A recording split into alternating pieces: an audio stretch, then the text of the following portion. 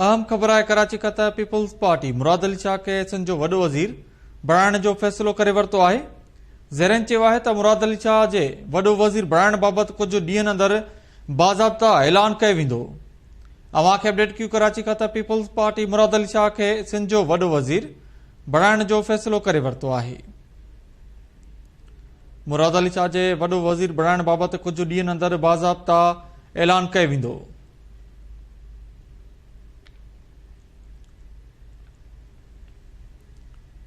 अवां खे अपडेट कयूं कराची का त पीपल्स पार्टी मुराद अली शाह खे सिंध जो वॾो वज़ीर बणाइण जो फ़ैसिलो करे वरितो आहे। मुराद अली शाह जे वॾे वज़ीर बणाइण बाबति कुझु ॾींहनि अंदरि बाज़ाब्ता ऐलान कयो वेंदो।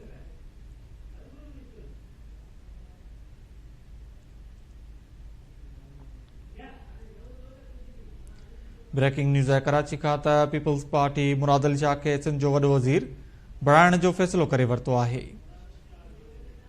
मुराद अली शाह जे वॾो वज़ीर बणाइण बाबति कुझु ॾींहनि अंदरि बाज़ाब्ता ऐलान कयो वेंदो, ज़रन चयो आहे।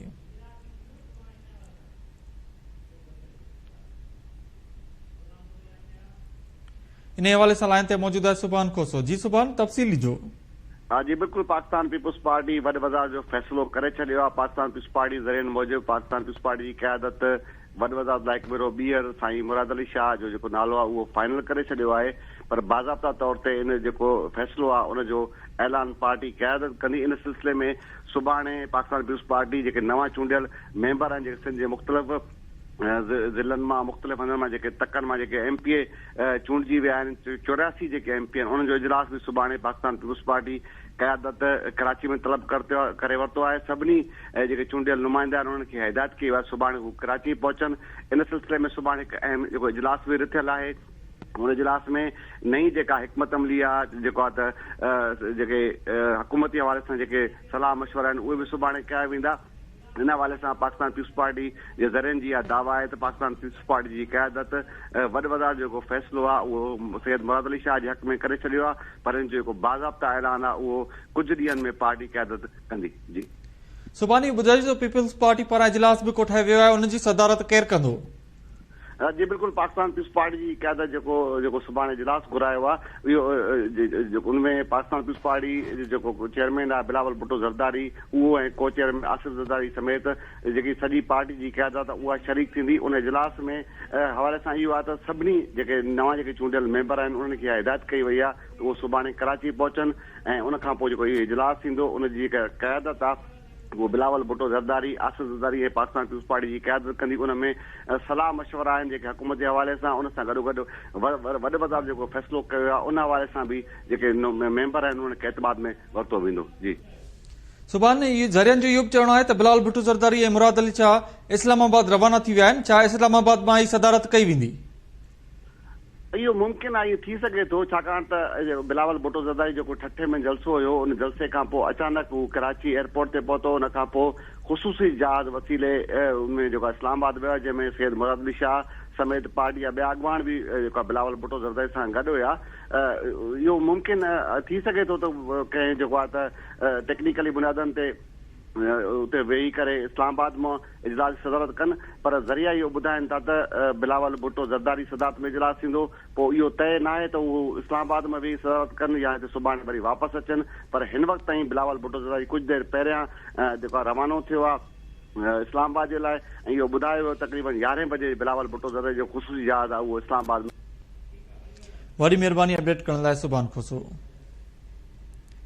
अवां खे अपडेट कयूं कराची का त पीपल्स पार्टी मुराद अली शाह खे सिंध जो वॾो वज़ीर बणाइण जो फ़ैसिलो करे वरितो आहे। ज़रियनि चयो आहे त मुराद अली शाह जे वॾो वज़ीर बणाइण बाबति कुझु ॾींहनि अंदरि बाज़ाब्ता ऐलान कयो वेंदो।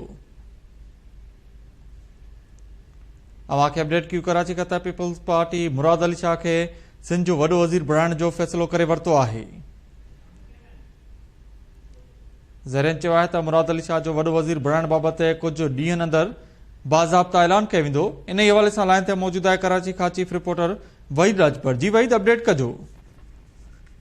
जी राबिल, चेयरमैन पीपल्स पार्टी बिलावल भुट्टो ज़रदारी ख़ुसूसी जहाज़ ज़रिए इस्लामाबाद रवानो थी वियो आहे। बिलावल भुट्टो ज़रदारी सां गॾु अॻूणो वॾो वज़ीर मुराद अली शाह, जुनैद सलीम समेत ॿिया बि जेको आहे गॾु आहिनि।